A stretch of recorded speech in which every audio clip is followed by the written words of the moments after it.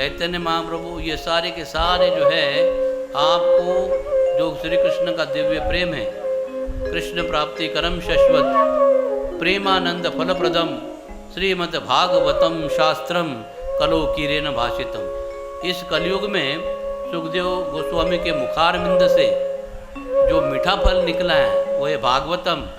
उसके द्वारा परीक्षित का उन्होंने कल्याण करके बताया और बता दिया कि कृष्ण का प्रेम क्या होता है और कैसे उसका वितरण करना चाहिए। तो ये जो दिव्य धरातल का तत्व है यह बताया। तो नारद जी बताते हैं ये सब अलग अलग तीर्थ स्थानों का घूमते घूमते जब मैं फिर से वृंदावन आया तो वृंदावन का वातावरण देखा तो मैं अचरित हो गया। वहां पर एक 16 साल की कन्या और उसके बगल में 2 वृद्ध व्यक्ति जो है बूढ़े लेटे पड़े थे, वो दोनों के लिए विलाप कर रही थी। तो नारद जी ने ऐसा दृश्य जो है वृंदावन में देखा और पूछा, हे बाले तुम कौन हो और ये दोनों तुम्हारे क्या लगते हैं और तुम उनके लिए विलाप क्यों करती हो? तो भक्ति महारानी कहती है, नारद जी मेरा बहुत बड़ा भाग्य है, आपके जैसे साधुओं का दर्शन हो गया। क्योंकि साधुओं का दर्शन जो है कभी भी व्यर्थ नहीं जाता है, इसलिए आपने भी बड़ा सुंदर जो है दर्शन हमें दे दिया है।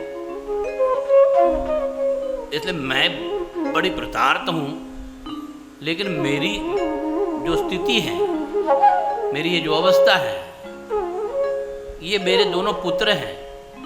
नियम के अनुसार तो माता को बूढ़ी होना चाहिए, बच्चों को जवान होना चाहिए, लेकिन या तो मैं जवान हूँ और ये बूढ़ा हो गया। बोली ऐसा कैसे हुआ? तो भक्ति महारानी समझाती, उत्पन्ना द्रविड़े साहम वृद्धि कर्नाटके गताम क्वचित क्वचित महाराष्ट्रे गुर्जरे जीर्णताम गताम वृंदावन पुनः प्राप्य नविरेन स्वरूपिणी। देखो नारद जी, वैसे तो मेरी ये कथा कुछ अलग है। मैं द्रविड़ देश में आंध्र में मेरा जन्म हो गया। उत्पन्ना द्रविड़े साम, द्रविड़ देश में मेरा उत्पन्न हुआ। वृद्धि कर्नाटके गताम, और कर्नाटक में मैं बड़ी हो गई। क्वचित क्वचित महाराष्ट्र, महाराष्ट्र में जग जगह में मेरा स्वागत हो गया। क्वचित क्वचित महाराष्ट्र। अब विचार करो, भागवतम ग्रंथ 5,500 साल पुराना है लिखा हुआ, और मुरारजी के काल में जो पंत प्रधान थे मुरारजी देसाई, उनके काल में गुजरात और महाराष्ट्र अलग हो गया। नहीं तो मुंबई राज्य के नाम से था वो, माउंट आबू से लेकर नागपुर के और थोड़ा आगे तक मुंबई राज्य के नाम से था। उनके काल में फिर गुजरात अलग हो गया, कुछ माउंट आबू का भाग गुजरात में है, कुछ राजस्थान में है, और उसके बाद में ये मुंबई राज्य हो गया। ये महाराष्ट्र कहाँ गया और वो हो गया। लेकिन उन्होंने पहले से लिख दिया है कि भविष्य में अपने आप ये महाराष्ट्र हो जाएगा। तो क्वचित क्वचित महाराष्ट्रे गुर्जरे जीर्णताम गताम, और मैं गुजरात में जाके बूढ़ी हो गई, और फिर मैं वहाँ से भी छोड़ दिया गुजरात को और वृंदावन में आई, तो फिर से नवयुवती तरुणी हो गई। और मेरे ये दोनों पुत्र जो है ज्ञान और वैराग्य, ये बूढ़े के बूढ़े ही हैं। तो मैं चाहती हूँ कि ये जवान हो जाए। अब बताओ, च्यवन ऋषि बूढ़े हो गए थे, तो अश्विनी कुमार 2 आ गए, उन्होंने च्यवनप्राश बना दिया, उनको खिला दिया और जवान हो गए। अब नारद जी कैसे च्यवनप्राश बनाएंगे, दोनों को खिलाएंगे जवान बनाने। नारद जी ने कहा कि मैं देखता हूँ क्या करना चाहिए। दोनों के कान में वेदों के मंत्र, गीता ये सुना दिए, थोड़े हिले डुले, लेकिन फिर से अचेतन हो गए। फिर उन्होंने सोचा अभी क्या करूं मैं, कुछ ना कुछ तो उपाय तो करना पड़ेगा। बोले हाँ करेंगे, अवश्य करेंगे। क्या करेंगे उपाय? बोले ऐसे मैं जाता हूँ तपस्या करने के लिए और सबको पूछता हूँ रास्ते में जाते जाते कि क्या करना है, कैसे करना है। तो नारद जी के मन में जब भी तपस्या करने का भाव आ गया तो फिर भगवान की विशेष कृपा हो गई। सनकादि 4 कुमारों को भेज दिया उन्होंने, जो ऑलरेडी तपस्वी थे पहले से ही। वो चारों के चारों आ जाते हैं और नारद जी उनको देख लेते हैं। तो नारद जी बड़े उदास थे कि मेरे वेदों के कारण, वेद मंत्रोच्चार गीता के कारण भी इनमें स्थिरता नहीं प्राप्त हुई है। तो उन्होंने बता दिया ऐसी ऐसी बात है। तो नारद जी चिंता की कोई बात नहीं है, आप तो भक्तों के शिरोमणि हो और भक्ति का प्रचार करना ये आपका उत्तरदायित्व तो आप समझते हैं। ऐसे स्थिति में भला आप तपस्या करने जाएंगे तो तपस्या श्रेष्ठ हो जाएगी, भक्ति नहीं। इसलिए आप चिंता मत करो, अभी हम लोग आगे आपको भी पता है, लेकिन कालांतर में आप विस्मृति के गर्त में चले गए, भूल चुके हो। बोले कैसे? बोले देखो नारद जी, ये श्रीमद् भागवतम की कथा जो है इसका आप आयोजन करो हरिद्वार में, आनंद नाम के घाट के ऊपर। हम चारों मिलके कथा सुनाएंगे और सब बाकी के जितने भी हैं विरक्त महात्मा सब कथा सुनने के लिए आ जाएंगे। तो नारद जी बोलती है तो बहुत अच्छी बात है। तो भक्ति महाराज ने फिर अपना भाव बताया, नारद जी मैंने अपने बेटियों की ऐसी दशा देखी है और मैं चाहती हूँ वो फिर से जवान हो जाए और हम तीनों मिलकर ऐसा कार्य करना चाहते हैं। वृंदावन में आके तो ये चमत्कार हो गया है, लेकिन हम आगे जाना चाहते। बोले कहाँ जाना चाहते हो भक्ति? भक्ति ने कहा इदम स्थानम परित्यज्य विदेशम गम्यते मया, ये वृंदावन छोड़कर मैं विदेश जाना चाहती। भक्ति महारानी की इच्छा कहाँ थी? विदेश जाने की। तो बोले ठीक है नारद जी, मेरी विदेश जाने की इच्छा है। बोले कैसे जाऊं? बोले पहले तो सनकादि ने बोला है मैं कथा का आयोजन कर देता हूं, उसके बाद में उपाय हो जाएगा। फिर जैसे हरिद्वार में आनंद नाम के घाट के ऊपर कथा का बड़ा सुंदर आयोजन किया जाता है और वहाँ में मधुर स्वर में वो कथा आरंभ कर देते हैं और भागवतम की महिमा सुनाते हैं। और जैसे ही भागवतम की कथा आरंभ कर देते हैं तो भक्ति महारानी जो है वहाँ ज्ञान और वैराग्य के साथ में प्रकट हो जाती है और क्या कहती हैं? श्री कृष्ण गोविंद हरे मुरारे, हे नाथ नारायण वासुदेव। श्री कृष्ण गोविंद हरे मुरारे, हे नाथ नारायण वासुदेवा। श्री कृष्ण गोविंद हरे मुरारे, हे नाथ नारायण वासुदेवा। श्री कृष्ण गोविंद हरे मुरारे, हे नाथ नारायण वासुदेवा। गोविंद हरे मुरारे, हे नाथ नारायण वासुदेवा। श्री कृष्ण गोविंद हरे मुरारे, हे नाथ नारायण वासुदेवा। हे नाथ नारायण वासुदेवा। हे नाथ नारायण वासुदेवा। हे नाथ नारायण वासुदेवा। हे नाथ नारायण वासुदेवा। हे नाथ नारायण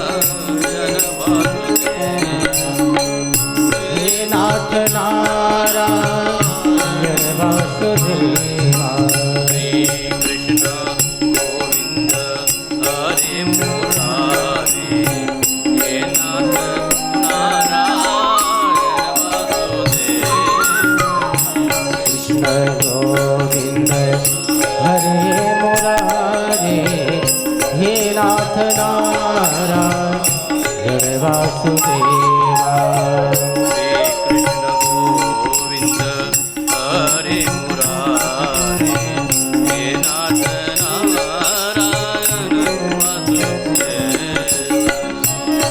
कृष्ण गोविंद हरे मुरारे हे नाथ नारायण वासुदेवा श्री कृष्ण गोविंद हरे मुरारे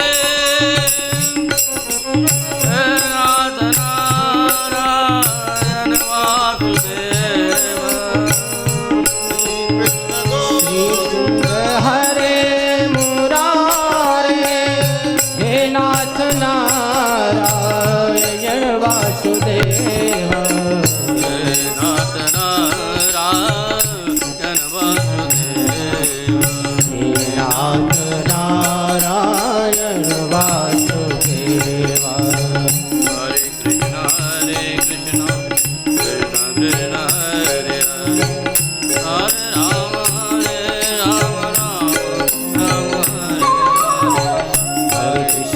हरे कृष्ण कृष्ण कृष्ण हरे हरे हरे राम राम राम हरे हरे। हरे कृष्ण कृष्ण कृष्ण हरे हरे हरे राम राम राम हरे हरे हरे कृष्ण कृष्ण कृष्ण कृष्ण हरे हरे हरे राम राम राम हरे हरे। हरे कृष्ण कृष्ण कृष्ण हरे हरे हरे राम राम राम हरे हरे हरे कृष्ण कृष्ण कृष्ण कृष्ण हरे हरे हरे राम राम राम हरे हरे। हरे कृष्ण कृष्ण कृष्ण हरे हरे हरे राम राम राम हरे हरे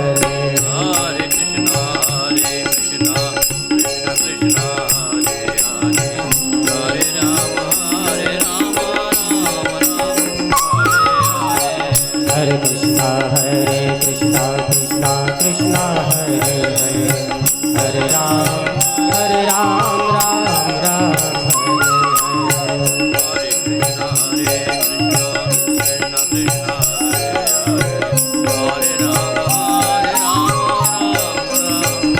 हरे हरे कृष्ण कृष्ण कृष्ण कृष्ण हरे हरे हरे राम राम हरे हरे। हरे कृष्ण कृष्ण कृष्ण हरे हरे हरे राम राम हरे हरे हरि बोल हरि बोल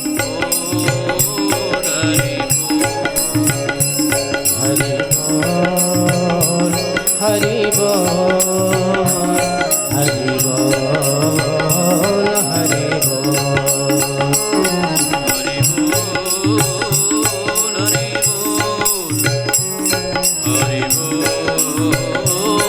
हरि बोल हरि बोल हरि बोल हरि बोल हरि बोल श्रीमती भक्ति महारानी जी की जय भक्तवर्य नारद जी की। जय तो अभी वहाँ नारद जी जो है उन्होंने देखा, कितनी अचरज की बात है।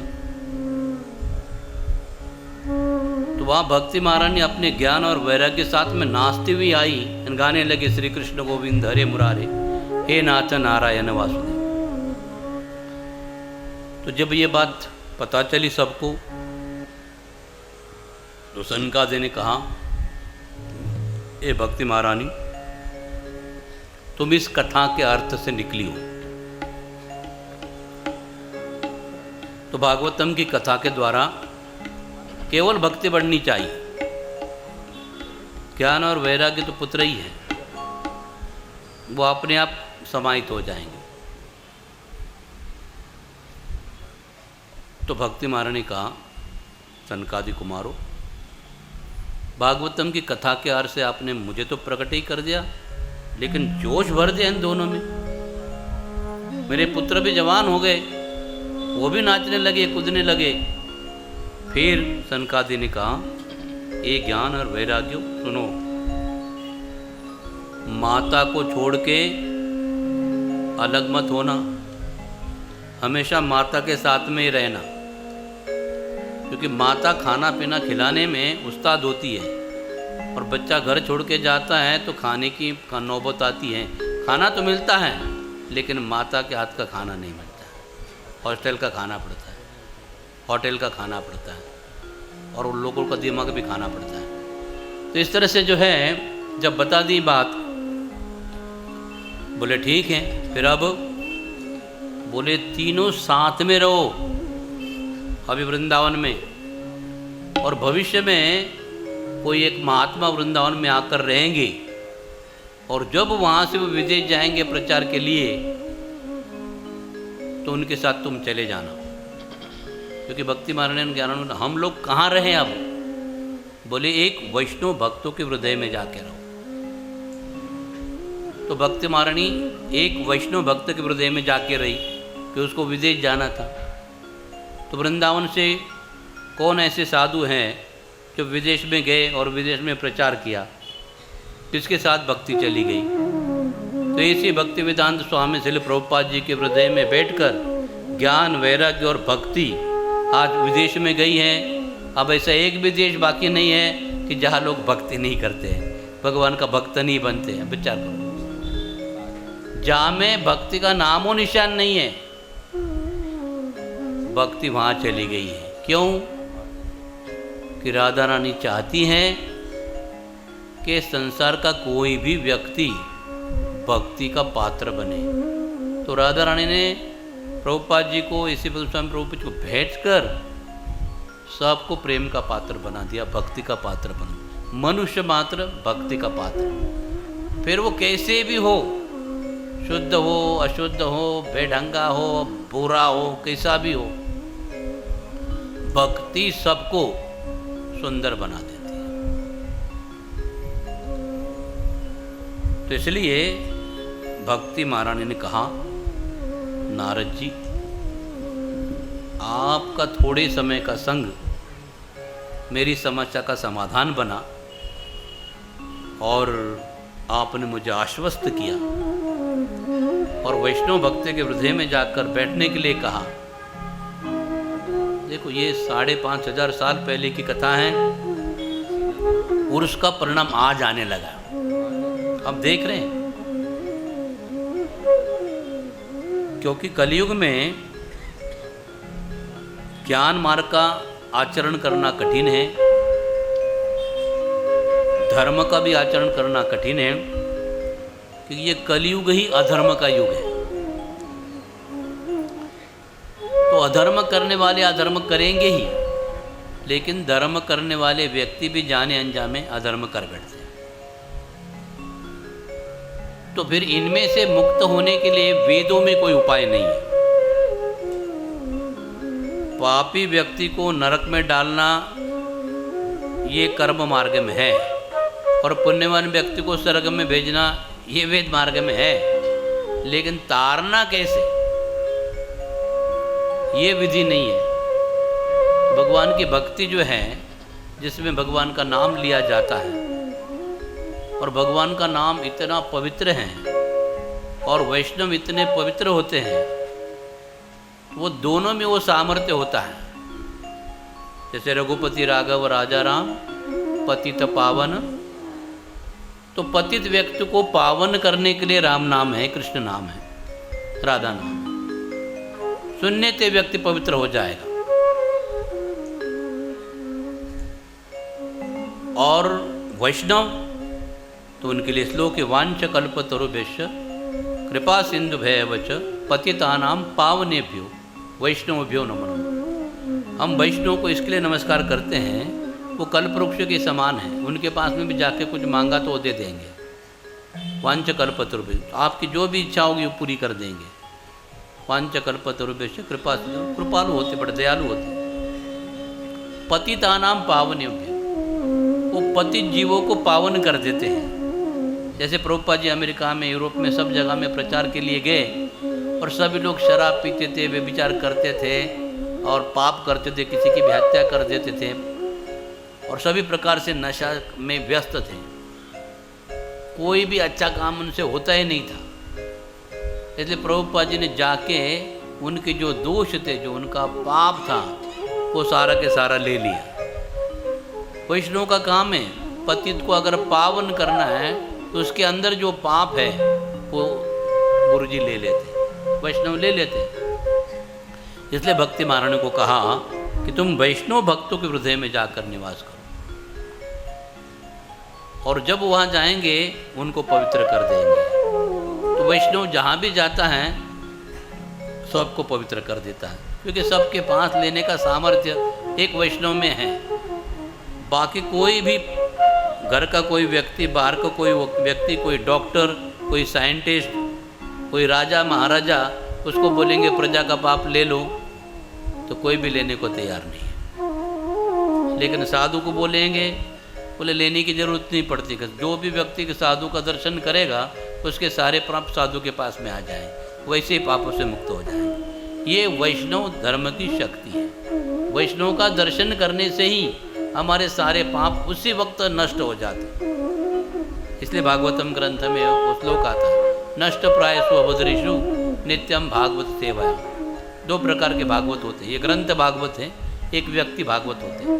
जो भागवत सुनाते हैं वो व्यक्ति भागवत हैं और जो ग्रंथ भागवत है उसके माध्यम से सुनाते हैं। तो दोनों का काम है।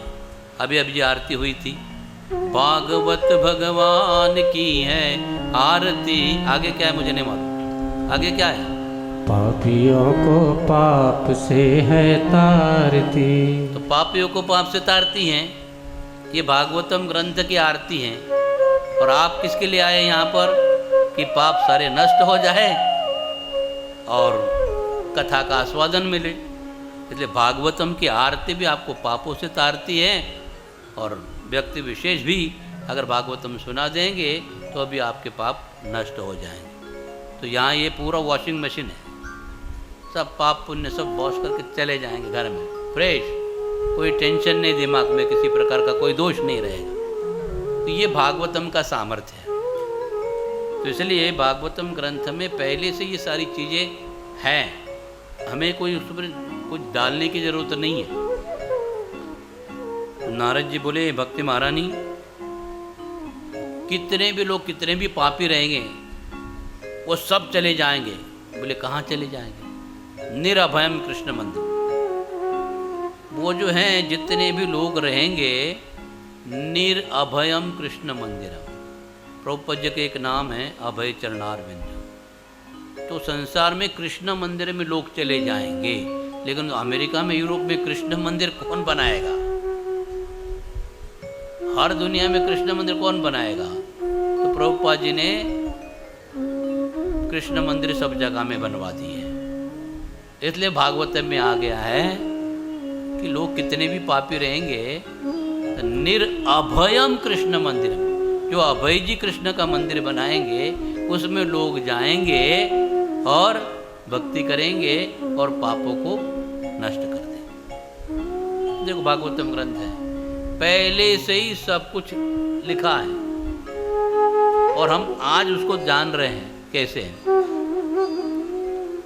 तो नारद जी ने फिर कहा भक्ति को, ए भक्ति महारानी, इस कलयुग में यदि मैं प्रत्येक के घर में, प्रत्येक के हृदय में अगर मैं तुम्हारी स्थापना नहीं करूंगा तो मैं श्री हरि का दास हूं। क्योंकि भक्ति हृदय का विषय है। नारद जी अभी समझ चुके हैं कि ये भक्ति का प्रचार करना मेरा कर्तव्य है। इसलिए नारद जी भी समझ गए और बोले मैं भी करूँगा। और चैतन्य महाप्रभु भी आए थे, भगवान कृष्ण स्वयं राधा कृष्ण के रूप में, चैतन्य महाप्रभु के रूप में राधा कृष्ण आए थे। उन्होंने भी कहा पृथ्वी जतन करादि ग्राम सर्वत्र प्रचार होय बिन मोर नाम। सभी जगह में प्रचार होने वाला है। चैतन्य महाप्रभु की भी इच्छा थी, नारद जी की भी इच्छा थी और भक्ति महारानी की भी इच्छा थी। तो इसलिए नारद जी भी प्रभुपाद जी के हृदय में जाके बैठ गए, भक्ति महारानी बैठ गई, ज्ञान भी बैठ गया, वैराग्य भी बैठ गए और सारे संसार में जो प्रचार हुआ, जो प्रसार हुआ, उससे अब सारी दुनिया के लोगों को पता चला है कि भगवान की भक्ति जो है वो सबके ऊपर दया करने के लिए, सबको पापों से मुक्त करने के लिए पर्याप्त है। कर्म से पाप नष्ट नहीं होता है। बुरा कर्म करेंगे, उसके आगे में 10 अच्छा कर्म करेंगे, इसलिए बुरा कर्म नष्ट हो जाएगा, ऐसी बात नहीं है। अच्छे कर्म से बुरे कर्म को नष्ट नहीं किया जा सकता, और अच्छे ज्ञान से भी बुरे कर्म को नष्ट नहीं किया जा सकता, और तपस्या से भी बुरे कर्म को नष्ट नहीं किया जा सकता। लेकिन भक्ति के द्वारा सब कुछ नष्ट हो जाता है। नष्ट प्रायशो भद्रेशो नित्यम भागवत सेवा। एक भजन ले लेते हैं, उसके बाद में आगे चलते हैं। अकेली गई थी मैं ब्रज में, कोई नहीं था मेरे मन में, मोर पंख वाला मिल गया, मोर पंख वाला मिल गया। भाव से सभी तालियां बजाते हुए, ये भजन राधा रानी का है, एक सखी का भाव है।